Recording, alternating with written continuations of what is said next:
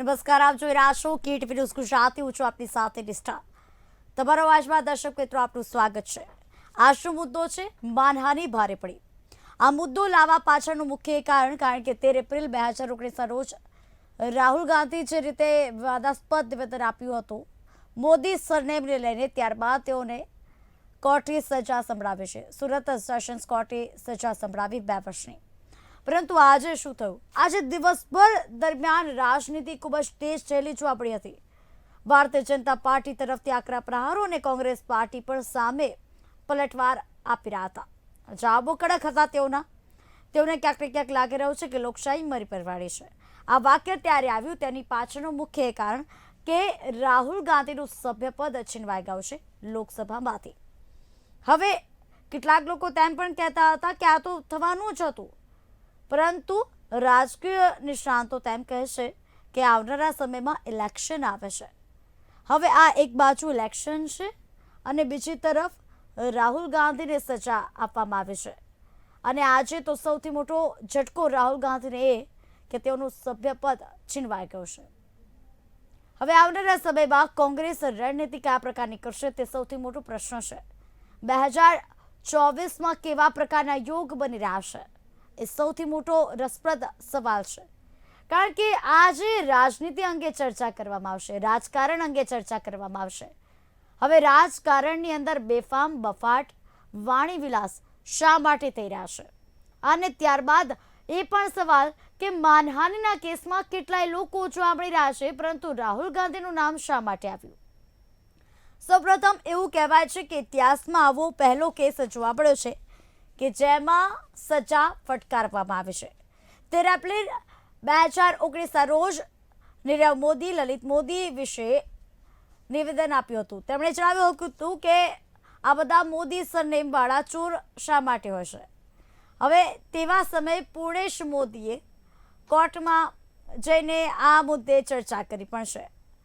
ફરિયાદ નોંધાવવામાં આવી અને આ મામલો જ્યારે કોર્ટમાં પહોંચ્યો ત્યારબાદ સુનાવણી પર સુનાવણી થઈ અને એકંદર કોર્ટે રાહત પણ આપી છે કે 1 મહિના સુધીની મુદત.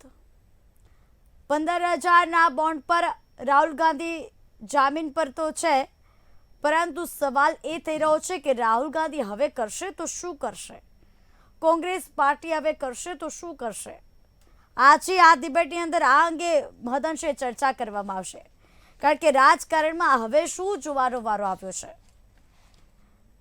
આજના દિવસભર દરેક કોંગ્રેસ નેતાઓ સાથે ચર્ચા કરવામાં આવી તો તેઓને ક્યાંક ને ક્યાંક એવું લાગે છે કે ફ્રીડમ છીનવાઈ.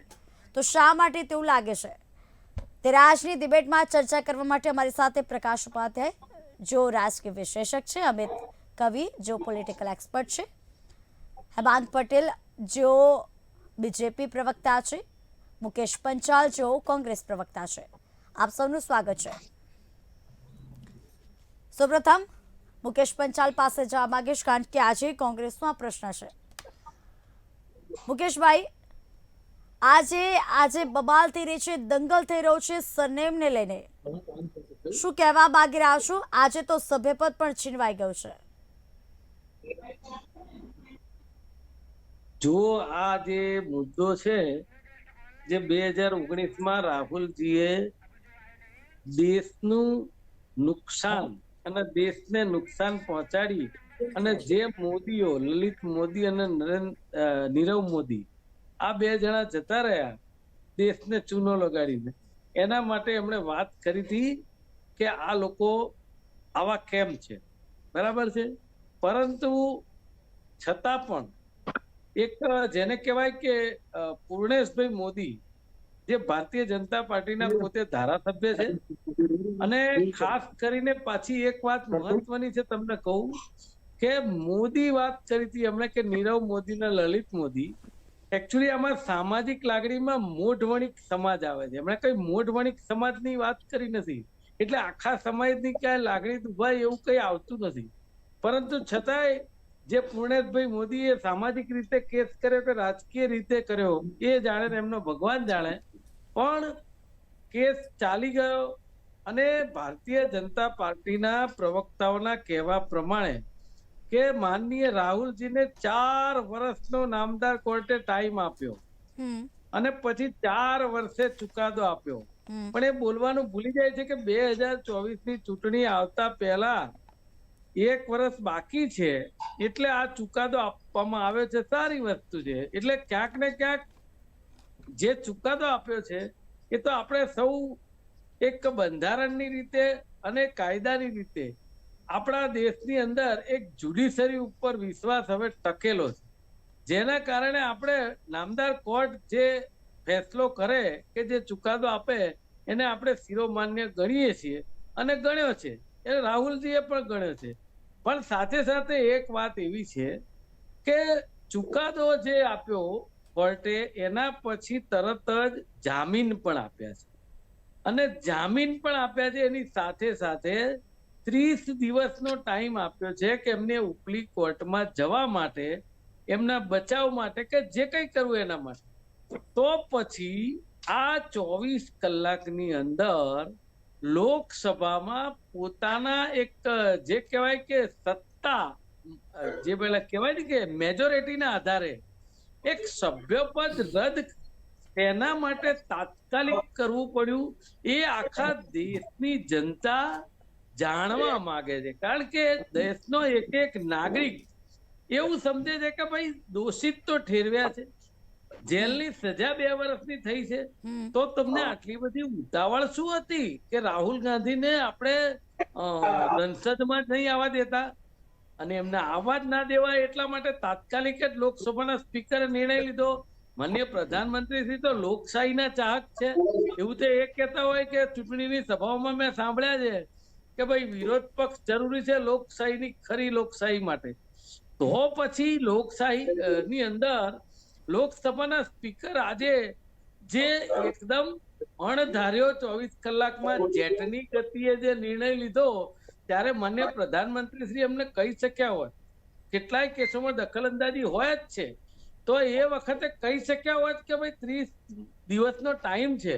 પણ એ 30 દિવસનો ટાઈમ એટલા માટે અવગણ્યો છે કે રાહુલજી જો પાછા લોકસભામાં જાય તો રાહુલજી પાછા અદાણીની વાત કરે, રાહુલજી પાછા કિરણમાં ઠગની વાત કરે, રાહુલજી બેરોજગારીની વાત કરે, રાહુલજી મોંઘવારીની વાત કરે. આ રાહુલજીને બોલવા નહીં દેવા માટે એ 30 દિવસનો સમય પણ એ લોકો પાળી શક્યા નહીં. એટલે આ તો ખરેખર આપણે જ્યુડિશરીનું સન્માન કરીએ છીએ, આપણે જે ચુકાદો આપે એને શિરોમાન્ય ગણીએ છીએ, કારણ કે કસૂરવાર કહેવાય, કોર્ટે કહ્યું બરાબર છે, એને સજા સંભળાવી બરાબર છે. પણ 30 દિવસનો જે ટાઈમ આપ્યો ઉપલી કોર્ટમાં જવા માટે, તો આજે આ જે કૃત્ય થયું છે એના ઉપરથી એવું સાબિત થાય છે કે એક નીચલી કોર્ટ જે ચુકાદો આપે એના પછી ઉપલી કોર્ટનો કોઈ મતલબ રહેતો નથી આ બંધારણની જોગવાઈ મુજબ, કારણ કે એમને હવે ઉપલી કોર્ટમાં જવાનો મોકો નથી આપ્યો, જે કોર્ટે આદેશ કર્યો છે, છતાં એનું લોકસભાના સ્પીકરે પાલન ના કર્યું. ઠીક છે, કાલ ઠીક છે, ઉઠીને કદાચ સુપ્રીમ કોર્ટ એમ ઠીક છે મુકેશભાઈ. કે ભાઈ આ સદસ્યતા પાછી લેવી પડશે, એનો કેસ થયો જ છે, બરાબર? હેમાંગભાઈ જવાબ આપો. એવું છે. ઠીક છે મુકેશભાઈ, આપણે અટકાવવા મારી માંગીએ છીએ. એક મિનિટની વાત છે, મને પૂરી કરવા દો. હમ કે જરા કેસ થયો છે અને સુપ્રીમ કોર્ટ ધારો કે નામદાર જજ એમ કે છે કે આ સદસ્યતા એમને પાછી મળી શકે છે, અને જો આપવી પડી તો લોકસભાના સ્પીકર થી માંડીને ભારતીય જનતા પાર્ટી શું કરશે? હેમાંગ પટેલ આપની પાસે આવવા માંગીશ.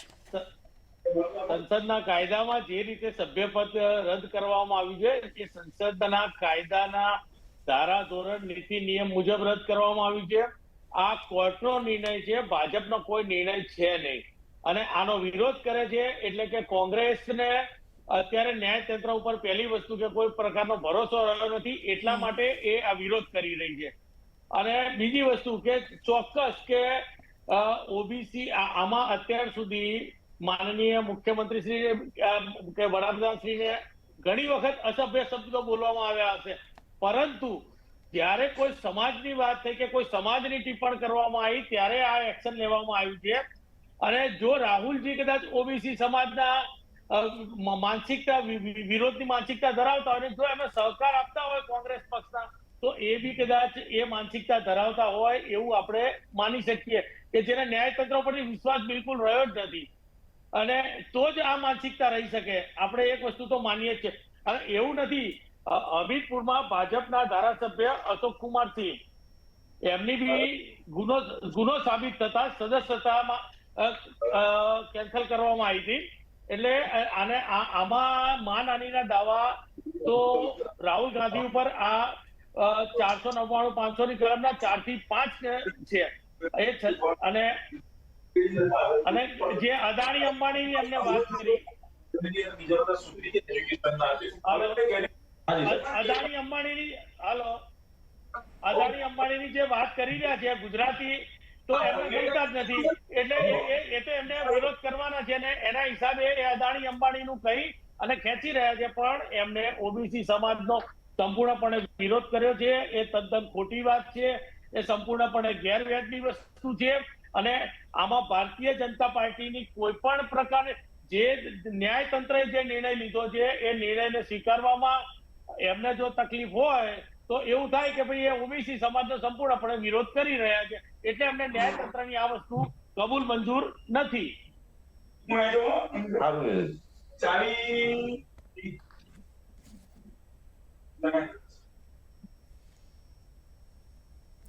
પ્રકાશ ઉપાધ્યાય આપની પાસે આ માંગીશ, હવે લોકશાહી કથળેલી હાલતમાં છે કે પછી ન્યાયતંત્ર પર હવે વિશ્વાસ નથી કે પછી રાજનીતિમાં આ બદલાવ છે, શું છે અત્યારે જે અત્યારે નિમ્ન સ્તરની ચર્ચાઓ થતી જોવા મળે છે, સરનેમ પર બબાલ થતી જોવા મળે છે, બફાટ જોવા મળે છે રાજકારણની અંદર? કોઈ પણ વાતનો પ્રતિવાદ તો થવાનું છે. જો બે ત્રણ દિવસ પહેલા રાહુલજીએ એવું કીધેલું પહેલી પ્રેસ કોન્ફરન્સમાં કે આઈ એમ અનફોર્ચ્યુનેટલી મેમ્બર ઓફ પાર્લામેન્ટ. પછી જયરામજીએ કંઈક કાનમાં કહીને કંઈક વાક્ય સુધાર્યું હશે અને જાણ્યા કીધું હશે, પણ એ વાક્ય એમનું સાચું પડ્યું અને એમને લોકસભામાંથી સભ્ય તરીકે એમને જવું પડ્યું. ઠીક છે, બરોબર. બીજું પ્રધાનમંત્રી એમના શાસનના એમના પક્ષના વરિષ્ઠ નેતા મનમોહન સિંહનું જે એમનું ઓડિયન્સ હતું એ ફાડી નાખ્યું અને અપમાન કર્યું, નોનસેન્સ કહીને અપમાન કર્યું પ્રેસની આગળ. અપમાન કરવામાં એમની ઉપર લગભગ નહીં તો 6-7 કેસો ચાલે છે અલગ અલગ, બીજા બધા ભેગા કરીએ તો. અને હું ત્રીજી વસ્તુ એ નિષ્ઠા કહીશ, બાકીના મુદ્દા પછી કહીશ. રાહુલ ગાંધીને સલાહકારોમાં એવી કેવી ટીમને કયા કારણસર એમને કેવી સલાહ આપી? એક તો ચૂંટણી વખતે જવું નથી, ગુજરાતની ચૂંટણી વખતે એમને ગુજરાતમાં કેમ આવવા માટેની એમને સલાહ ના આપી, ચૂંટણી હોવા છતાં, ને આખો રૂટ એમણે નક્કી કર્યું, તો એ જૂની વાત થઈ ગઈ. પણ હું રાહુલ સાવરકર નથી, હું રાહુલ ગાંધી છું એમ કહીને હું માફી નહીં માગું એમ અડી રહ્યો. કોર્ટે કીધું માફી માગો તો કદાચ એમને કંઈ પણ કે હું માફી નહીં માગું તો માફી ના માગી, એટલે કોર્ટે એમને 2 વર્ષની એ કરીને પછી સીધું કંઈ અમને ભાઈ પ્રવક્તા મુકેશભાઈ પંચાલે કીધું કે બહુમતીના જોરે આ એમનું સભ્યપદ રદ થયું એમના ગુનાના કારણે. અને તો કપિલ સિબ્બલજી જે વરિષ્ઠ નેતા અત્યાર સુધી કોંગ્રેસના હતા, અત્યારે સમાજવાદી પાર્ટીમાંથી અપક્ષ રાજ્યસભાના મેમ્બર બન્યા છે, કપિલ સિબ્બલે કીધું. અને એ દિવસથી જે ગઈકાલથી જ ખબર હતી કે આ એમને સસ્પેન્ડ કરવાના છે, કોંગ્રેસના નેતાઓને ખબર હતી. એમાં કંઈ લોકસભાના સભ્યોનો કોઈ કંઈ ફાળો હતો નથી. અને મુકેશભાઈએ કીધું કે જેપીસીના મુદ્દે અને મોંઘવારીને એના માટે રાહુલ ગાંધી ના બોલી શકે. આટલા બધા રાહુલ ગાંધી સિવાય તમારા કોંગ્રેસમાં ઘણા નેતાઓ છે, વિપક્ષોમાં ઘણા નેતાઓ છે, મુદ્દાની ચર્ચાઓ તો ચાલુ રહેવાની. અમિત કવિ પણ જોડાઈ ગયા છે, આપનું સ્વાગત છે. અમિતભાઈ, આ મુદ્દે જે ચર્ચા થતી જોવા મળી હતી, મતદાનશે અત્યારે લાગી રહ્યું છે કે એક બાજુ ભારતીય જનતા પાર્ટી એમ કહે છે કે આમાં કોઈનો વાંક નથી, કોર્ટ જે નિર્ણય લે છે એ યોગ્ય છે, પરંતુ કોંગ્રેસ પાર્ટી તેમ કહે છે કે આ નિર્ણય અયોગ્ય છે, આવનારા સમયમાં ઇલેક્શન આવે છે તેના આધીન આ નિર્ણય છે. શું કહેશો? ભૂતકાળમાં પણ ઇતિહાસમાં આવી ઘટનાઓ ઘણી બધી બની ચૂકી છે. 1922માં ગાંધીજીની વાત જે છે એ મુજબ શહીદ ભગતસિંહે પણ આ રીતે માફી માંગવાના જે પ્રસંગો બન્યા હતા અને એ પણ માર્ચમાં બન્યા હતા. તટસ્થ રીતે માનનીય વડાપ્રધાન શ્રી આપણા વડાપ્રધાન છે, જો એમના વિશે કોઈ વ્યક્તિગત વાત થઈ હોત, કોઈ એવી અશ્લીલ ભાષામાં અથવા તો ખરાબ, પણ એવું કંઈ બન્યું નથી. આ આખી વાતમાં બધા જ સમજે છે, પણ બધા જ વાળીને ઉછળું કરીને જુદા અર્થમાં રજૂ કરે છે. કોંગ્રેસે પણ કાઉન્ટર ફાઇટ કરી, રેણુકા ચૌધરીને વચ્ચે લાવીને કે ભાઈ માનનીય વડાપ્રધાન શ્રી એવું બોલ્યા કે ભાઈ રામાયણની સિરિયલ તમારું હાસ્ય જોઈને યાદ આવે. એટલે એ ઘટનામાં કાઉન્ટર થયું. આજે નડ્ડાજી જે ભારતીય જનતા પાર્ટી છે એમણે પણ એવું કહ્યું કે ભાઈ આ તો ઓબીસી સમાજનું અપમાન છે. એટલે ભારતીય જનતા પાર્ટીનું જે મિકેનિઝમ છે ને, હવે બંદૂક અને નાળચું એક જ તરફ હોય અને પેલી બાજુ કોંગ્રેસ શૂન્યાવકાશમાં છે. કોંગ્રેસ પાસે સત્તા નથી છેલ્લા કેટલાય વર્ષોથી, અને આપણા દેશમાં જોઈએ છે કે જીતીને અથવા તો હોર્સ ટ્રેડિંગ ને વગેરે ઘણું બધું થઈ રહ્યું છે. એ એક પક્ષની કાબેલિયત છે અને પૈસાનો પણ કમાલ હશે, સત્તાનો કમાલ હશે, પણ તટસ્થ રીતે હું જે રીતે મૂલ્યાંકન કરું છું અત્યારે, એ રીતે અરવિંદ કેજરીવાલ પહેલી વાર આ રાજકીય કાવા દાવામાં આવ્યા અને રાહુલ ગાંધીના અપફ્રન્ટ જઈને એમણે ફેવર કરી, કારણ કે એમને સંજયસિંહની બચાવ કરવાનો આવ્યો, કારણ કે એમની પદ રદ થાય. એટલે એવું સરસ રીતે, અને દરેક પોલિટિકલ ચેલેન્જ છે, દરેક પાર્ટી આવા અસ્તિત્વ માટે આવું કરવું જ પડે. રાહુલ ગાંધી એમના અસ્તિત્વ માટે કર્યું, આમના અસ્તિત્વ માટે. 2019માં દરેક ભાષાનો એક લય અને લહેજો હોય છે, એક પદ્ધતિ હોય છે પ્રજાને પ્રભાવિત કરવા માટે, અથવા તો જે પણ ઓરેટર હોય એ એના સંમોહનમાં લઈને વાત કરતા હોય છે. રાહુલ ગાંધી જે તે વખતે બોલ્યા એટલે અમિતભાઈ આ કાર્યવાહી યોગ્ય છે કે પછી રાજનીતિક બદલો છે? ના, આમાં ધીસ ઇઝ નોટ ઓફેન્સ છે જ નહીં. આમાં માનહાનિમાં કશું થાય પણ નહીં. જે રીતે એક્સપર્ટ અને આજે જે સ્ક્રીન ઉપર આખો દિવસ જે ચાલ્યું અને સારા વકીલોએ પણ કહ્યું, હા બહુ સરસ યુદ્ધ ચાલી રહ્યું છે ઘણા બધા પ્રશ્નોને હટાવવા. બાકી દેશમાં ઘણા બધા પ્રશ્નો છે, બેરોજગારી, બેકારી, ઇન્ફ્લેશન અને આપણું આ ફુગાવો પણ. અને સમજો કે આપણા આજે વડાપ્રધાન શ્રી જે રીતે વિદેશ ગમન કરીને આપણા દેશનું નામ રોશન કરી રહ્યા છે, એ પણ એક આપણા માટે તો ગૌરવની જ વાત છે. અને હું તો અંગત રીતે એવું માનું કે કોઈ જ્ઞાતિ માટે આ બોલ્યા છે એ રીતે નહીં, કઈ વિશેષ વાત કરવામાં આવે તો આ તો એક નવો ચીલો અને નવી પગદંડી બનશે કે હવે પછી આવું નહીં થવું જોઈએ. એટલે એક સારી બાબત છે. પણ ભૂતકાળમાં જે રીતે ઘટનાઓ બની ને આજની ઘટનાઓ બની, એ રીતે જો આ કાયદો ઘડવામાં આવે ને તો જેલો ભરાઈ જાય. કોંગ્રેસ, ભાજપ, આમ આદમી અને સમાજવાદી પાર્ટીના નેતાઓથી એટલો બધો ખીચડો થઈ જાય કે કોર્ટ કેસ એટલા બધા કરવા પડે, નીચલી ને ઉપલી અદાલતોમાં જવું પડે. એટલે આમ જોવા જઈએ તો આ હ્યુમરસ ઘટના છે મારી દ્રષ્ટિએ તો, કારણ કે બીજા દેશમાં એટલા બધા પ્રશ્નો, અને તમે રાહુલ ગાંધીને એટલા બધા મોટા કરી રહ્યા છો, કોઈનો વિરોધ કરીને એનું ટીઆરપી ને એની હાઈટ વધારી રહ્યા છો.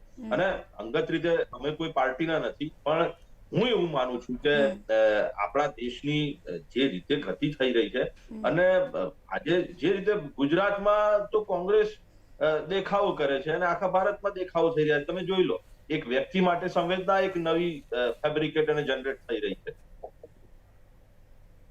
જી ઠીક છે મુકેશભાઈ, આપની પાસે આ માંગીશ. હવે આજે રાहुल गांधीના તરફથી ટ્વીટ, मैं भारत की आवाज के लिए लड़ रहा हूँ, मैं हर कीमत चुकाने को तैयार हूँ, આ નિવેદન છે. જુઓ જે રીતે આ ખાલી ટ્વીટ આવ્યું ને તેટલા સમયમાં જ ભારતીય જનતા પાર્ટીના પ્રવક્તા હું થોડું અટ્ટહાસ્ય કરતા હતા. એમની પાસે અચૂકપણે જઈશ, પણ આ જવાબ આપો. હવે હું એમ કહું છું કે રાહુલજીએ જે ટ્વીટ કર્યું ને એ એટલા માટે કર્યું છે, હું એવું માનું છું કે જે રીતે લોકસભાની સદસ્યતા રદ થાય એ હું ભારતીય જનતા પાર્ટીના પ્રવક્તાની સાથે નિષ્ણાત જે હમણાં બોલ્યા ને એમને પણ કહેવા માંગુ છું કે કાયદાનું કામ કરે અમને ખબર છે અને આખી કોંગ્રેસને ખબર છે, એમાં કોઈ સલાહ ના આપે, પણ મને એટલી ખબર પડે છે કે આ 24 કલાકમાં રદ કરવાની જરૂર આટલી બધી ઉતાવળ કેમ થઈ, આ મારો સવાલ છે. એનો જવાબ માનનીય નિષ્ણાતશ્રી આપે તો સારું. બીજી વાત એવી છે કે તમે એક બાજુ એમ કહો છો કે બીજા બધા કોંગ્રેસના જે સાંસદો છે વિરોધ નહીં કરે. તમે જુઓ, દેશમાં પહેલી વાર એવું છે કે સત્તાધારી પક્ષ ગૃહ ચાલવા દેતો નથી લોકસભાનું. અને માન્ય પ્રધાનમંત્રી શ્રી અને ભારતીય જનતા પાર્ટીના કેટલાય નેતાઓ જ્યારે વિરોધ પક્ષ વોકઆઉટ કરે ત્યારે કે દેશનો સમય બગડે છે, પૈસા બગડે છે, અને તમે આ લોકો વિરોધ કરીને સંસદ નથી ચાલવા દેતા. તો હવે આજે ક્યાં છે એ બધાય? પેલા સંદીપ પાત્રાજી ને બધા ક્યાં જતા રહ્યા કે આ કેમ સત્તાધારી વાળા નથી ચાલવા દેતા? કારણ માત્ર એક જ છે કે જે કવિભાઈએ કીધું ખૂબ સાચી વાત છે કે દેશની અંદર પ્રશ્નોની ભરમાર છે, પણ લોકોને જો ત્યાંથી ધ્યાન ભટકાવવું હોય તો તમે કઈ ને કઈ લાવી શકો. હવે રાહુલજીને તો ચુકાદો કોર્ટે આપ્યો છે, આપણે કઈ ભારતીય જનતા પાર્ટીનો વાંક નથી કાઢતા, બરાબર? પણ જે માનનીય વડાપ્રધાન શ્રી જે લોક લાડીલા છે એમણે ચૂંટણીની સભાઓમાં ને જાહેરમાં કહ્યું છે કે લોકશાહીની અંદર વિરોધ પક્ષ મજબૂત હોવો જરૂરી છે, ત્યારે જ લોકશાહી ખરી કહેવાય. તો તમે કેમ ઉદારતા ન દાખવી કે કોર્ટે 30 દિવસનો ટાઈમ આપે છે? જરા થોભો. આમાં તો હવે એવું થયું છે કે જે રીતે એ રાહુલજીને ચીતરવા માંગતા હતા એની બદલે રાહુલજી નેતા થઈ ગયા. પેલા ભારત જોડો જેવું થઈ ગયું. ભારત જોડો યાત્રામાં રાહુલજીને એ સ્વીકૃતિ મળી, એ હાઈટ મળી કે એમને એમ થઈ ગયું કે એમના કેન્દ્રીય મંત્રીએ લેટર મોકલ્યો કે તમે કોરોનાનું પાલન કરીને બંધ કરો યાત્રા. બાકી કોઈ જગ્યાએ નરેન્દ્રભાઈ મોદી આવે અને ઓસ્ટ્રેલિયાના વડાપ્રધાન આવે ને 1 લાખ સ્ટેડિયમમાં ભેગા કર્યા, ક્યાંય કોરોના ના આવ્યો. માત્ર ને માત્ર રાહુલજી કે કોંગ્રેસ. ઠીક છે મુકેશભાઈ, ઠીક છે આપણે અટકાવ માંગીશ. હવે દર્શક મિત્રો, અત્યારે નેતાઓ શું આ મુદ્દે કહી રહ્યા છે, આવો સાંભળીએ તેઓની પ્રતિક્રિયા. शर्मनाक है, दुर्भाग्यपूर्ण है और मैं समझता हूं संसदीय लोकतंत्र के इतिहास में इससे बड़ा काला धब्बा कुछ है. जिस तीव्रता से ये निर्णय लिया गया, जिसके पीछे आधारहीन तथ्य और तर्क रहे. कल ही तेजस्वी जी ने, डिप्टी सीएम हमारे दल के, उन्होंने कहा था कि विपक्ष के दलों को अब ये सोच लेना है कि लड़ाई का तरीका क्या होना चाहिए. और आज देखिए, जो राहुल जी ने कैम्ब्रिज में कहा डेमोक्रेसी के पर संकट के बाद, आपने तस्दीक कर दी. आपके मनसा वाचा कर्मणा में डेमोक्रेसी के लिए कोई रिस्पेक्ट नहीं है. और मैं समझता हूं कि सभी दलों को अब ये तय करना होगा नागरिक समाज के साथ मिल करके, लोगों के साथ मिल करके, कि इस तानाशाही मनोवृत्ति को जमींदोज करना होगा.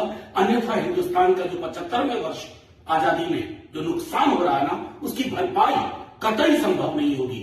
ये सिर्फ राहुल गांधी का की लोकसभा सदस्यता रद्द नहीं हुई है, लोकतंत्र मृत घोषित हुआ है. आज official declaration of the death of democracy. पहले मैं उसका जिक्र करूं संक्षेप में. पहला बिंदु उसका यह है कि जानबूझकर, बार बार सोच समझकर, एक सूझे बूझे तरीके से इस सरकार ने हर गणतांत्रिक संस्था को खत्म करने का प्रयत्न किया है, उसको चोक करने का प्रयत्न किया है, उसमें रोकथाम करने का प्रयत्न किया है. सबसे बड़ी संस्था उनके मायने में जो उनके लिए बाधा है वो है स्वतंत्र, निष्पक्ष, निडर बोलना, बोलचाल, जो हमारे संविधान की एक महत्वाकांक्षा ही नहीं, एक मानव अधिकार है मूलभूत.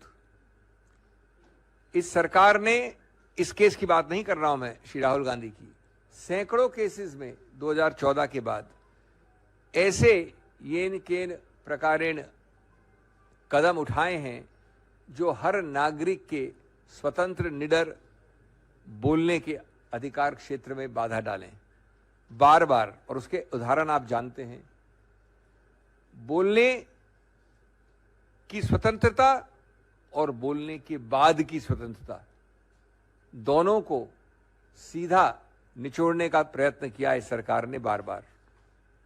આમ આદમી પાર્ટીના કાર્યકર્તા તરીકે કોંગ્રેસ પક્ષ સાથે વૈચારિક મતભેદ તો ગણાય છે, પરંતુ જ્યારે વાત લોકશાહીની આવે, લોકતાંત્રિક સંસ્થાઓની વાત આવે, દેશની અંદર કાયદાનું શાસન બચાવી રાખવાની વાત આવે, ત્યારે લોકશાહીના સમર્થનમાં ઊભું રહેવું કે ભારત દેશના સૌ નાગરિકોની મારી અને સૌની ફરજ છે. ગઈકાલે જ કોંગ્રેસ પક્ષના રાહુલ ગાંધીના અગેન્સ્ટમાં સુરતની એક કોર્ટે ચુકાદો આપ્યો, 2 વર્ષની સજા જાહેર થઈ. અને આજે રાહુલ ગાંધીને લોકસભાના સાંસદ તરીકે ડિસ્ક્વોલિફાય કરવામાં આવ્યા. આ આખા ઘટનાક્રમમાં કાયદાતંત્રની ઝડપ જો જોઈએ તો એ અસાધારણ ઝડપ છે. સામાન્ય કિસ્સામાં એક માણસને કોર્ટમાંથી ન્યાય લેતા 20, 30, 40 વર્ષ લાગી જાય છે. સુપ્રીમ કોર્ટમાં અને દેશની અલગ અલગ કોર્ટોમાં 4 કરોડ કરતાં પણ વધુ કેસ પેન્ડિંગ છે. ન્યાયતંત્ર એક સામાન્ય માણસના કિસ્સામાં આટલી ઝડપ નથી બતાવતું, પણ રાહુલ ગાંધીના કેસમાં જે ઝડપ છે એ ઝડપ બતાવે છે કે સત્તામાં બેઠેલા ભાજપના કોઈ નેતાના પેટમાં તેલ રેડાયું છે. રાહુલ ગાંધીએ પાછલા દિવસોમાં જે રીતે માનનીય વડાપ્રધાનના મિત્રો અને એમના દ્વારા દેશના પૈસા લૂંટવામાં આવે છે એ બાબતે સંસદમાં જે મજબૂત અવાજ ઉઠાયો એનાથી ભાજપના ટોપ લેવલના નેતાઓના પેટમાં તેલ રેડાયું છે. એટલે રાહુલ ગાંધીને સંસદની અંદર બોલતા અટકાવવા માટે આ પ્રકારનું પગલું ભર્યું છે. ગુજરાતમાં ભૂતકાળમાં આપણે જોયું છે કે ગઈ સરકારના શિક્ષણ મંત્રીએ ખોટી રીતે ખોટું કરીને ગેરકાયદેસર રીતે ચૂંટણી જીત્યા છે. એવો ચુકાદો ગુજરાતની હાઈકોર્ટે આપેલો. હાઈકોર્ટે જ્યારે કીધું કે શિક્ષણ મંત્રી તરીકે ભાજપના એક વ્યક્તિ ખોટી રીતે ચૂંટણી જીત્યા છે, આમ છતાંય 5 વર્ષની ટર્મ એઓએ રાજી ખુશીથી પૂરી કરી. ગુજરાત વિધાનસભાના અધ્યક્ષને કે ભાજપના કોઈ નેતાને ત્યારે લાગ્યું નહીં કે આ માણસને સસ્પેન્શન રદ કરવી જોઈએ એમની સભ્યપદ. પણ રાહુલ ગાંધીના કેસમાં ગઈકાલે ચુકાદો આવ્યો અને આજે એને રદ કરવામાં આવ્યું એમનું સભ્યપદ. એ बतावे છે कि भाजपा पार्टी જે છે એ લોકશાહી बिल्कुल साफ है कि भारत जोड़ो यात्रा से बीजेपी बहुत घबराई हुई है, बौखलाई हुई है, बहुत परेशानी में है, क्योंकि वो जानती है, उनको फीडबैक मिला होगा कि भारत जोड़ो यात्रा ने न केवल कांग्रेस संगठन में नई उमंग जगाई है, पर सारे देश में एक नई उत्साह, एक नया भविष्य का रास्ता दिखाया है. कई महीने से वो भारत जोड़ो यात्रा को बदनाम करने में लगी हुई थी और मैं समझता हूं कि आज जो हमने देखा है ये डिस्क्वालिफिकेशन, एक तरह से आप देख सकते हैं कि जैसा कि अभिषेक सिंघवी जी ने कहा, राहुल जी को कीमत चुकानी पड़ी उस भारत जोड़ो यात्रा की सफलता के कारण. दूसरी बात, सिंघवी जी ने तो कहा कि 2014 से राहुल जी मोदी सरकार की नीयत और मोदी सरकार के नीतियों के खिलाफ अपनी आवाज संसद के अंदर और संसद के बाहर उठा रहे हैं. ये नोटबंदी के बारे में इन्होंने जिक्र किया, जीएसटी के बारे में इन्होंने जिक्र किया, चीन को जो जून 2020 में प्रधानमंत्री ने क्लीन चिट दिया उसका भी सिंघवी जी ने जिक्र किया. पर मैं एक और मुद्दों का जिक्र करना चाहता हूं जिसके वजह से आज राहुल गांधी जी को कीमत चुकानी पड़ी है, और वो ये है अडानी का महाघोटाला. जब से राहुल गांधी जी विपक्ष में संसद में बोले थे, 50 मिनट का भाषण था, ज्यादातर उसका एक्सपंज भी कराया गया, और जिस तरीके से 16 पार्टियों ने एक होकर 5 फरवरी से जेपीसी की मांग की इस घोटाले में, क्योंकि ये घोटाला सिर्फ अडानी से संबंधित नहीं है, ये घोटाला प्रधानमंत्री की नीयत और प्रधानमंत्री की नीतियों से भी जुड़ा हुआ है. इसीलिए हमने जेपीसी की मांग की. एक बात तो इससे साफ और जाहिर होता है कि मोदी जी जनता से कुछ छुपाना चाहते हैं. हालांकि नीरव मोदी, चौकसी, ललित मोदी, मल्ल्या ऐसे लोग करोड़ों हजारों करोड़ रुपए सरकार से लूट के बाहर चले गए, लेकिन उनके बारे में मोदी जी मुंह नहीं खोल रहे हैं और हमेशा दूसरों को टीका करने में वो बहुत अच्छा समझते हैं. आज मैंने बीजेपी का एक कमेंट सुना कि कांग्रेस और अपोजिशन के लोग बैकवर्ड क्लास के खिलाफ बात कर रहे हैं। अरे भाई, बैकवर्ड क्लास जो चोरी करके भाग गए वो बैकवर्ड क्लास के हैं? बताओ मेरे को कोई बैकवर्ड क्लास का आदमी हजारों करोड़ लेके चले गया, घपला किया, और 12 लाख 2.5 साल में अगर किसी ने कमाया है तो अदानी ने कमाया है। वो कमाने के लिए अगर कोई मदद किया है तो मोदी जी ने किया है। તો દર્શક મિત્રો, આપે સાંભળ્યું પ્રતિક્રિયા કેવા પ્રકારની હતી. આકરી પ્રતિક્રિયા હતી, કારણ કે રાહુલ ગાંધીને સજા ફટકારવામાં આવી અને આજે તો સભ્યપદ પણ છીનવાઈ ગયું છે અને તેના આધીન જણાવી રહ્યા છે કે ખરેખર હવે કોંગ્રેસમાં ઘણી બધી ચર્ચા કરવાની જરૂરિયાત લાગી રહી છે તેવું પણ રાજકીય નિષ્ણાતો જણાવી રહ્યા છે. હેમાંગભાઈ, આપની પાસે આ માગે છે. હેમાંગભાઈ, આપને મારો અવાજ સંભળાય છે? હવે આમાં શું છે કે આ કાયદો બેન આજનો નથી, આ 72 વર્ષ જૂનો 72 વર્ષ પહેલાનો વાત સાચી, પણ આપે સાંભળ્યું હશે મલ્લિકાર્જુન ખડગેનું છેલ્લી બાઈટ હતી, પ્રતિક્રિયા હતી. અને અત્યાર સુધીમાં એમની ઉપર આવા 4 કેસ ચાલી ચૂકેલા છે. આમાં કોઈ ભારતીય જનતા પાર્ટીનો આમાં કોઈ ચુકાદો નથી.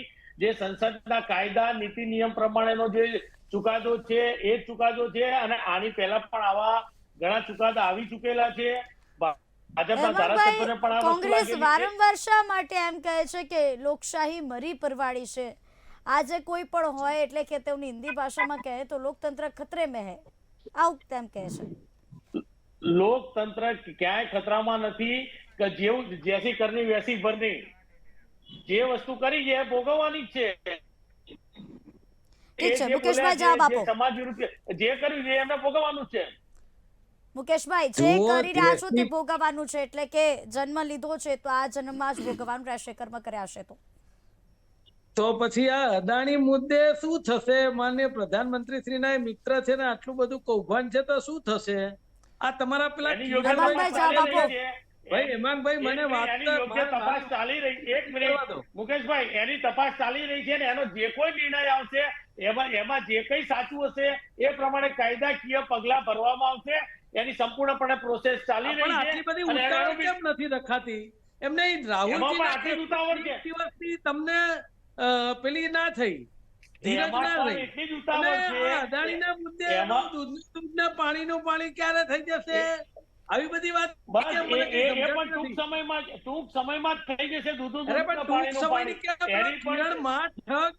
તમે પ્રીતિબેન મને વાત કરવા દો, કા એમને કરી લેવા દો. મારું એવું કેવું છે કે પેલો કિરણ માઠગ છેલ્લા 7 થી 8 મહિનાથી Z+ સિક્યુરિટી લઈને ફરે છે આખા દેશમાં, જેના તાર સરકાર ને બધી રાજ્ય સરકાર ને બધા ઉપર આવે છે. તો એની હજી તપાસ ચાલી રહી છે ને હમણાં તમારું મીડિયા બતાવે છે કે કિરણ પટેલ એની પત્ની ને પુત્રીઓ લઈને ફરાર થઈ ગયો. તમે સમજો કે દેશની અંદર દેશને નુકસાન પહોંચાડનારા બોર્ડર સુધી જઈ આવે, G20 ની મીટિંગો કરી નાખે એવા લે ભાગુ ને કૌભાંડીઓ એ અહીંયા ગાડે એકદમ મહેફૂઝ ફરે છે Z+ સિક્યોરિટી સાથે. અને અહીંયા જ્યાં દેશનો નેતા જેની સાથે પબ્લિક જોડાઈ, એ દેશના નેતાની હું કઉ છું બોલવામાં ચૂક થઈ, કોર્ટે ચુકાદો સંભળાવ્યો, 30 દિવસની મુદત આપી, તોય ધીરજ ના રહીને 24 કલાકમાં સદસ્યતા રદ કરવાનું કામ કર્યું. હું એમ મને મારી વાત પૂરી કરવા દો હેમાંગભાઈ. હું એક વાત વાંચવા માંગુ, તમે આનો જવાબ આપજો કે પરેશ રાવલ કે બોલવામાં ભૂલ થઈ છે, બોલવામાં ભૂલ થઈ છે કે નહીં? ચુકાદો આપ્યો તે મુજબ કોર્ટને લાગે એ મુજબ ને મુકેશભાઈ, તે મુજબની કોંગ્રેસ પાર્ટી સવાલ પૂછી રહ્યા છે હેમાંગભાઈ. મને વાત પૂરી નથી કર, તમે બોલી લો પ્રીતિબેન ને, તમે બંને બોલી લો પછી હું કહીશ. મારું નામ નિષ્ઠા છે મુકેશભાઈ, પ્રીતિબેન નથી એટલા માટે. અને બીજી બાજુ એ પણ છે, હેમાંગભાઈ નો સવાલ છે. હા, શું સવાલ છે બોલો? સવાલ એમનો એ છે કે કોર્ટે જવાબ આપ્યો બરાબર છે, ઠીક છે, પણ તમે માનો છો કે તેમણે ભૂલ કરી છે? જુઓ, ભૂલની અંદર રાહુલજીએ પણ નથી કહ્યું અને હું પણ નથી કહેતો, એટલા માટે કે એમણે નીરવ મોદી ને લલિત મોદી નું કીધું છે કે એ બંને ચોર છે, બરાબર? અને છતાંય હું એમ કઉ છું કે પૂર્ણેશભાઈ મોદીએ કેસ કર્યો, કોર્ટને લાગ્યું કે રાહુલજી દોષિત છે, તો એમને જે સજા આપી, અમે ક્યાં એને શિરોમાન્ય ગણિત છે, કોઈએ ના નથી પાડી. પણ વાત અટકીને ત્યાં આવી છે કે આજે લોકસભાની સદસ્યતા રદ કરવામાં એમણે જે ઉતાવળ કરી છે એ એમના જ પગમાં આવી છે. હું તમને એક વાત કરું, અરે ભાઈ મને મારી વાત પૂરી કરવા દો કે તમે બોલી લો મહેરબાની કરીને. હું તમને મહેરબાની કરી કહું છું, તમે પહેલા બોલી લો. નહીં, ભારતીય જનતા પાર્ટીએ સદસ્યતા રદ નથી કરી મુકેશભાઈ. એક વસ્તુ અરે મારા ભાઈ પહેલા સાંભળી લો પૂરું, તો જ ખબર પડશે, ત્યાં સુધી નહીં પડે. ના, અમને તમે ખબર સાંભળો તો જ ખબર પડશે. આમાં છે ને જેને ભૂલ કરી હોય ને એ વગાડી વગાડીને બોલે. તમે સમજો, જેને ભૂલ કરી હોય ને એ વગાડી વગાડીને બોલે. હું એ જ કહું છું કે જો બોલવામાં ભૂલ ના કરી હોત તો આ વસ્તુ બને જ તમે નહીં. લોકસભા સદસ્યતા રદ કરવામાં ભૂલ કરી છે, ઉતાવળ કરી છે. એ ભારતીય જનતા પાર્ટીએ નથી કરી. થઈ ગયા છો અત્યારે. સંસદના કાયદાના નીતિ નિયમ અરે પ્રમાણે જે સંસદના થયું છે. કાયદા પણ આ પાલન કંઈ કરવા પહેલો માટેના નથી. કેટલા બધા કારણો છે. પહેલી વાર હું તમને નથી સમજાવું. બન્યું. પ્રીતિબેન, અરે નેફથાબેન, આ રીતે ડિબેટ ના હોય. મને બોલવામાં જ નથી દેવામાં આવતો, તો એમને બોલવા દો તો હું ચૂપ થઈ જઉં. તમે જે જવાબ આપો છો તેની સામે સવાલ ઉભા થયા છે મુકેશભાઈ. અરે પણ હું એમ કહું છું કે ડિબેટમાં એમણે જે આ કહું, સવાલ તમે પૂછ્યો ઘણી એનો બધી વાર જવાબ ડિબેટ આપું છું. કરી છે અને તમે આવી રીતે જવાબ પણ આપ્યો છે. ઠીક છે અમિતભાઈ, આપની પાસે આ માંગીશ. હવે કાયદાને ના, લઈને પણ મારી અહીંયા વાત પ્રશ્નો તો ઉભા થઈ પૂરી નથી રહ્યા છે. કરતો. પછી જો આ રીતે ડિબેટ કરવાની હોય તો હું અમિતભાઈ, સીટ ઓર કહું. અમિતભાઈ, ભારતીય જનતા પાર્ટીના અમિતભાઈ, આપની પાસે આ પ્રવક્તાને જે માંગીશ. બોલવું હોય એ બોલવા દો તમ તારે. આપની સામે આપે જવાબ આપ્યો હતો, તેની સામે સવાલ ઉભા થયા હતા અને મેં ના, પહેલા મારી પણ અગાઉ વાત કહ્યું પૂરી કે થઈ જ એક નથી. બાદ એમણે એક થવા જવાબ દીધી જ આપી. નથી. એક બાદ એક જવાબ આપી. આ તો તમે મારી સામે લડવા ઉભા થયા છો કે પછી તમારા પ્રશ્નો પોતાના છે તેના આધારે? અરે પણ તમે એમને રોકતા કેમ નથી? હું એમ કહું હેમાંગભાઈ છું. ને રોક્યા જ છે, પહેલા પણ જણાવ્યું છે કે એક બાદ એક સાંભળીએ. આ તો મારો બોલવાનો ટર્ન આવે એટલે ઠીક મને છે. કહેજો, બરાબર? ઠીક છે અમિતભાઈ, આપની પાસે આ માંગીશ. હવે કાયદાની વાત છે, હેમંતભાઈ અને મુકેશભાઈની લડાઈની કારણ વચ્ચે કે અહીંયા તો એવું છે કે એન્કર સાથે લડી લેવાના મૂડમાં છે કોંગ્રેસ પાર્ટી અત્યારે, એવું લાગે છે. નિષ્ઠા, મારી વાત સાંભળો હા. તમે. બેન, તમે આવી રીતે આક્ષેપ ખોટા ના કરો. તમે કહેતા હોય તો હું સ્વિચ ઓવર થઈ જાઉં, પણ આવા આક્ષેપ તમે ના કરો મહેરબાની કરી. મેં એમ કહ્યું કે એ તમે વચ્ચે બોલે છે, મને બોલવા નથી દેતા. મુકેશભાઈ, તમે બંધ બેસતી પાઘડી ના પહેરો. જે રીતે આ આખી ઘટનામાં બંધ બેસતી પાઘડી પહેરી લીધી છે એવી જ ઘટના અહીં થઈ રહી છે. એટલે આપણે પ્રેક્ષકો માટે આપણે લડવાનું છે, બોલવાનું છે કે સત્ય અત્યારે મારી સાથે લડવાનો કોઈ પ્રશ્ન જ નથી. મારા સવાલો છે ને તમારા જવાબો છે. લડવાની કોઈ વાત જ નથી. તમે ખોટે ખોટી વાત કરો છો. હા હા અમિતભાઈ બોલો. હું એ જ કહું છું કે આજની રાજનીતિમાં, આખી રાજનીતિમાં ચાણક્યએ સરસ વાત કરી છે કે 100 ગધેડાનો રાજા એક સિંહ હોય અને 100 સિંહોનો રાજા એક ગધેડો હોય. એટલે રાજનીતિમાં આવા અરસપરસ બદલાવો થતા જાય છે. આજે ભારતીય જનતા પાર્ટી 38% જેટલા વોટોથી સત્તા પર છે અને બાકી 60% જેટલા લોકો અલગ અલગ પાર્ટીઓના અથવા તો વોટ નથી આપતા અને સત્તા પર છે. આજે ગુજરાતમાં કોંગ્રેસ જુઓ તો કોંગ્રેસ અને ભારતીય જનતા પાર્ટીના ઈલુથી જ એક આખી ભારતીય જનતા પાર્ટીની 156ની સીટ જોવા મળે છે તમને. એટલે તટસ્થ રીતે ફરીથી બીજી વાત કહું કે આખી આ વાત તો ખરેખર ઇનવિઝ્યુઅલ વાત છે અને અંગત રીતે ગુજરાતની પટેલ કોમ હોય, પ્રજાપતિ કોમ હોય, ક્ષત્રિય કોમ હોય, કોઈના પણ વિશે જો બોલાય તો ગુજરાતી તરીકે આપણને ના ગમે. અને એ બાબતમાં હું એમ કહું છું કે જો રાહુલજી આવા સમાજ વિશે વાત કરી હોય તો આપણે બધાએ નીકળી જવું જોઈએ સમગ્ર ગુજરાતે અને બધા જ વકીલોએ પીઆરઆઈ કરી દેવી જોઈએ કોર્ટમાં. પણ અહીંયા વસ્તુ સ્થિતિ જુદી છે. એટલે હું તો તમને એમ કહું છું કે અત્યારે જે પરિસ્થિતિ છે આખા દેશની એ જુદી છે. દેશમાં ઘણા બધા પ્રશ્નો છે એના ઉપર ચર્ચા થાય, ડિબેટ થાય ને એના ઉપર આપણે આંદોલનો પણ થાય. પણ અત્યારે જે રીતે રાજનીતિ ચાલી રહી છે, લોકતંત્ર માટે વિપક્ષનું કામ શું છે? પ્રજાનો અવાજ ઉપાડવું. વિપક્ષનું કામ છે લોકતંત્ર બચાવવાનું અને સંવિધાનના માળખામાં રહીને કામ વિપક્ષ એ રીતે પ્રશ્નો ઉઠાવે છે પ્રજાના? ના, વિપક્ષ તો પોતાનું કામ કરે જ છે, પણ અહીંયા વિપક્ષના શૂન્યાવકાશમાં આજે પોલિટિકલ ચેલેન્જ છે આખી અને ભારતીય જનતા પાર્ટી જોડે આજે એક નહીં ને બીજો નહીં ને ત્રીજો વ્યક્તિ ભારતીય જનતા પાર્ટીનો ઉમેદવાર અથવા તો પક્ષનો કાર્ય કરે છે. ભારતીય જનતા પાર્ટી જોડે એક સુંદર વસ્તુ છે કે એની જોડે શિસ્ત સરસ છે અને એની જોડે પાર્ટીનું લોબિંગ સરસ છે, અનુશાસન સરસ છે અને દરેક બદલાયેલો જે રંગ બદલીને આવેલો જો કોઈ ધારાસભ્ય હોય અથવા તો કાર્યકર હોય એને તક પણ આપે છે. ડોમિનેટેડ એરિયામાં જે પણ સંસ્થાઓ છે, આજે ડોક્ટર છે, વકીલ છે, મોટા મોટા કોર્પોરેટ સેક્ટર છે, એમને પણ એટલું મોટું ફ્રીલાન્સ આપે છે. એટલે ભારતીય જનતા પાર્ટી માટે આવનારા સમયમાં કદાચ કોઈ બીજા કોઈ રાજકીય પાર્ટી એની સામે ફાઇટ કરવી હશે ને તો ચીનની દિવાલ તોડવા જેવી ઘટના બનશે. અંગત રીતે હું આવું માનું છું.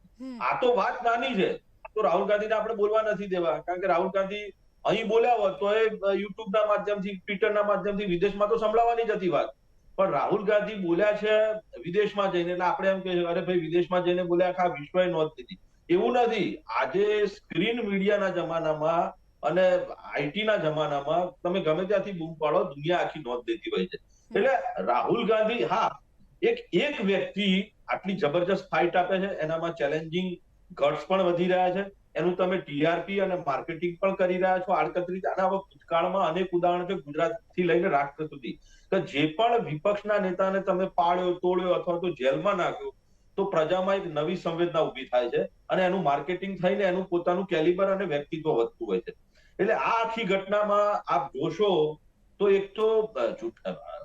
એક રીતે ન્યાયપાલિકાએ જે રીતે ફટાફટ ચુકાદા આપી દીધા, એટલે બીજું કોઈ કામ જ નથી ન્યાયપાલિકા. કેટલાય પેન્ડિંગ કેસ છે. એટલે બહુ જ સુનિયોજિત અને સ્પોન્સર્ડ પ્રાયોજિત આખી ઘટના છે. પણ અંગત રીતે હું એવું માનું છું, ગુજરાતી તરીકે, વિશ્વ ગુજરાતી પણાને આપણા અસ્તિત્વ માટે જો ગુજરાતના પનોતા પુત્ર માટે કોઈ લાંછનરૂપ શબ્દો બોલ્યા હોય તો અંગત રીતે અમે બહાર આવી છીએ. ગુજરાતના માનનીય ગૃહમંત્રી માટે કોઈ બોલ્યું હોય, અને આવનારી 2024ની ચૂંટણી સાહેબ જોજો નવા સમીકરણો મુજબ, કે તમને મજા આવશે. ગુજરાતી વર્સિસ હિન્દી હશે, ગુજરાતી વર્સિસ રિજનલ પાર્ટીઓ હશે. એટલે આ મુદ્દો તો કદાચ 2 દિવસમાં ભૂલી પણ જશો. કાલે નવો મુદ્દો આવશે, નવી લડાઈ અને નવી ડિબેટ આવશે. પણ લોકો સુધી એક વાત જવી જોઈએ. પ્રજાએ માઇકાંગલા નથી બનવાનું. પ્રજાએ રાજા છે લોકશાહીમાં. રાજાએ લોકશાહીમાં પ્રજાનો અવાજ સંભળાવવો જોઈએ. આપણે આજે બંનેની આખી લડાઈમાં પ્રજાનો તો ઓપિનિયન પણ નથી લેતા. અને આજે હું એમ કહું છું કે તટસ્થ રીતે એક ઘટના એવી થવી જોઈએ કે નિષ્પક્ષ રીતે આપણે બંને પાત્રોનું સન્માન છે, બંને શીર્ષસ્થ નેતાઓ છે. પણ આવનારા સમયમાં આ જે ઘટના બનાવી, આપણે માઇલસ્ટોન બનાવ્યો, અને આવનારા સમયમાં મેં વાત કરી એમ કે આ જે ઘટના છે એના પરિપ્રેક્ષમાં આ ઉદાહરણ રૂપ લઈને તમે બધા જૂના કેસ ખોલીને બધા દરેક પક્ષને આ રીતે કામ કરો. આપણી જોડે બીજું કોઈ કામ જ નથી, મને એવું લાગે છે. આ સિવાય રાહુલ ગાંધી શું બોલ્યા, રાહુલ ગાંધીએ ટી શર્ટ પહેર્યું, રાહુલ ગાંધી કાલે ટોપી પહેરશે, રાહુલ ગાંધી કાલે વિદેશના બૂટ પહેરશે. એટલે આ બધા જ કન્ટેન્ટ હું તો કહું છું તૈયાર કરી લો અને પ્રજાને મજા આવશે. હું તો કહું છું પ્રજાએ જાગવાની જરૂર છે. પ્રજાને દૂધ મોંઘું નથી લાગતું, પ્રજાને ફી મોંઘી નથી લાગતી, કરાર આધારિત કર્મચારી, આઉટસોર્સિંગ કર્મચારીઓને સરકારી નોકરીઓ નથી મળતી, એ મજા નથી. ઠીક છે અમિતભાઈ, ઠીક છે. હેમાંગ પટેલ, આના જવાબ આપો. પ્રજાને આટલા બધા પ્રશ્નો છે એટલે ગેરમાર્ગે અત્યારે મુદ્દાઓ જઈ રહ્યા છે. ક્યાંક આ ચર્ચા છે. થવું જોઈએ, કોઈ ધર્મનું પણ અપમાન ના થવું જોઈએ, કોઈ વ્યક્તિ વિશેષનું પણ અપમાન ના થવું જોઈએ. હા, ચોક્કસ પ્રકાશભાઈ આપણી પાસે આવીશ. હેમાંગભાઈના જવાબો સાંભળ્યા બાદ આમાં પ્રજાને ભટકાવવા માટે નહીં, પણ આ તો એક જે રાજકીય સમીકરણ છે એ તો રહેવાનું છે. બાકી ભારતીય જનતા પાર્ટી પ્રજાલક્ષી જે કામો કરવાના છે એ તો નાના છોકરાને પણ દેખાય ને એટલા બધા જ કામો કરેલા છે જે ગણાઈએ તો એનો અંત નથી. એટલા બધા જવાબ આપેલા છે, એટલા બધા કામો કરેલા છે ભારતીય જનતા પાર્ટીએ કે તમે મહાનગર લેવલે દેખો કે રાજ્ય લેવલે દેખો કે દેશ લેવલે દેખો, સૌથી વધુ આટલા વર્ષોના કામો જે છેલ્લા તમને 12 થી 15 વર્ષમાં જે જોવા મળશે એટલા કામો ક્યારે થયા નથી. એટલે આ વિષય ભટકાવવાની વાત આવતી નથી, પહેલી વસ્તુ. બીજા નંબરે કે વિકાસ માટે જો કોંગ્રેસ કે વિરોધ પક્ષ કોઈ પણ હોય, એ ભારતીય જનતા પાર્ટી જે રીતે વિકાસ દેશનો કરી રહી છે એ એમને અનુકૂળ આવતું હોય તો સાચો મુદ્દો હોય તો પણ એમને વિરોધ કરવો છે, ખોટો મુદ્દો હોય તો રજૂઆત નથી કરવી. દરેકમાં વિરોધ કરવું એમનું કામ છે. એટલે એમને પ્રજાલક્ષી કામ તો એમના માટે બહુ દૂરની વસ્તુ છે. એમનું કામ ફક્ત વિરોધના વંટોળ પેદા કરવાનું છે એમનું કામ, અને વિરોધના વંટોળ પેદા કરી રહ્યા ઠીક છે. છે મુકેશભાઈ જવાબ આપો હેમાંગ પટેલે કે વિરોધ પક્ષનું કામ શું હોય એટલે છે. હવે હું બોલું ને. હા ચોક્કસથી. હા, હવે તમે સાંભળો કે ભૂતકાળની અંદર દરેક જેટલા પેનલિસ્ટ છે બધાને કહેવા માંગુ છું કે આપણા માનનીય પૂર્વ સાંસદ બોલ્યા હતા કે નરેન્દ્ર મોદીના થૂકનું તિલક કરવું જોઈએ. આ રેકોર્ડેડ છે. સંદીપ પાત્રા એમ બોલ્યા છે કે નરેન્દ્ર મોદી દેશના બાપ છે. પેલા ચૌબેજી એવું બોલ્યા છે કે સોનિયા ગાંધી માસી પૂતના છે. મનોજ તિવારી એવું કહે છે કે અમિત શાહ તો ભગવાન રામ છે. ગિરિરાજ કિશોર એમ કે છે કે સોનિયા ગાંધી કાળી ચામડી હોત તો કોંગ્રેસ એનું નેતૃત્વ સ્વીકારત. જસવંત યાદવ કેબિનેટ મંત્રી રાજસ્થાન એમ કે છે કે હિન્દુઓ તો ભાજપાને મત આપો. મોદી સોનિયાજી માટે બહારવાળી જર્સી ગાય રાષ્ટ્રીય પૂતના જેવા શબ્દો વાપર્યા છે. મને એમ થાય છે કે આપણે પેલા હરીશો જોતા નથી અને આપણે બીજાની ઉપર વાર કર્યા કરીએ. હેમાંગભાઈ તમે બોલી લીધું છે, મને જવાબ તો આપવા દો. તમે જે વિકાસ કર્યો છે એ બતાવું છું હમણાં. હાટકેશ્વર બ્રિજનો વિકાસ બહુ સરસ. તમે સી પ્લેન ચાલુ કર્યું ને, કેટલા રૂપિયાના ખર્ચે આજે ભંગારમાં પડ્યું છે એનો જવાબ આપવા કોઈ તૈયાર નથી. તમે પ્રજાના ટેક્સના પૈસાથી વિકાસ કરો છો, ઘરેથી લાઈન નથી કરતા કે તમે આ રીતે વેડફી નાખો છો પૈસા અને તમે વિકાસ એટલે આ દેશમાં આઝાદી પછી ટાંકણી નહોતી બનતી. અરે ભાઈ તમે સાંભળો ને, તમે બહુ બોલ્યા. તમે ટાંકણી નહોતી બનતી આઝાદી પહેલા, એટલે તમે દેશ માટી હતો ને એમાંથી ઉભો કર્યો. ખાલી ખોટી વાહવાહી કરવાની બંધ કરો. તમે જે ભ્રષ્ટાચાર કર્યો છે આખા દેશે જોયો છે ભાઈ, આખા દેશે જોયો છે ભ્રષ્ટાચાર. અને 2024 ભારત દેશમાં બધું થઈ ગયું છે. પ્રીતિબેન તમે એમને ચૂપ કરો, હું એમને સાંભળ્યા છે. નિષ્ઠાબેન હવે એમને બહુ કહ્યું, આક્ષેપ અતિશય કરે છે. હેમાંગભાઈ તમે 2024 ની ચૂંટણીમાં જે રાહુલજીને દબાવવા માંગતા હતા એ રાહુલજી દબાયા વગર કોંગ્રેસ સ્પ્રિંગની જેમ ડબલ જોરથી ઉછળશે અને તમને 30 વર્ષ પહેલા અમારે રાહુલજીને દબાવવા જ નથી. રાહુલજીને દબાવવામાં અમને કોઈ રસ નથી. દબાવવા નીકળ્યા હતા. ના દબાવવા નીકળ્યા હતા. લોકશાહી જે કોઈ દબાવવા નથી. લોકશાહીનું તમે ખૂન કરી નાખ્યું છે. લોકશાહી આ દેશમાં રહેવા દીધી છે તમે.